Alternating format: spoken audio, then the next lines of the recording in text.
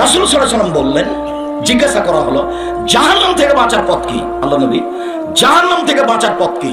তখন আল্লাহ নবী বললেন যে বাড়িতে থাকো, কোথাও যাবো না, জাহান্নাম থেকে বেঁচে যাবো। 2, মুখ বন্ধ করো, তাহলে জাহান্নাম থেকে বেঁচে যাবা।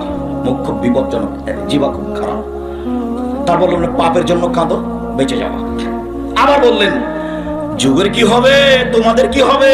যেদিন মাঠে সবাই আগাছা থাকবে, সবাই যখন পশু প্রাণী হবে, তোমাদের কি হবে?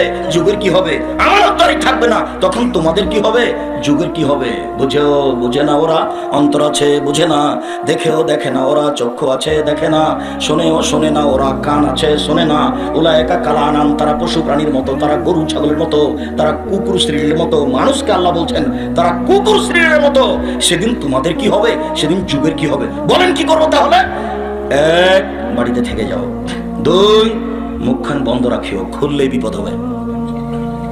বাড়িতে থাকিও, বাইরে যায় না, ঈমান আটকা পড়ে যাবে। 2, মুখখান বন্ধ রেখো, খুলিও না।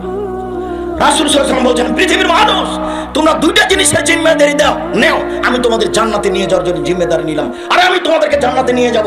2টা জিনিসের জিম্মেদারি নাও। 1, জেনা করবে না।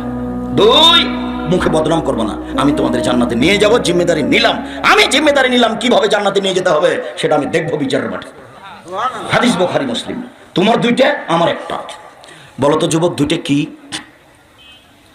ধরতে পারোনি? একটা জেনা, আর একটা জিহ্বা, মুখের কন্ট্রোল। কারো বদনাম করতে হবে না, কারো পিছনে লাগতে হবে না, বাস নিজে উপার্জন করে খাবো, বউয়ের সাথে চলবো, 5 ওয়াক্ত সালাত আদায় করবো, বাস মরে যাবো, এসেছি চলে যাবো। কোনো মতেই থাকা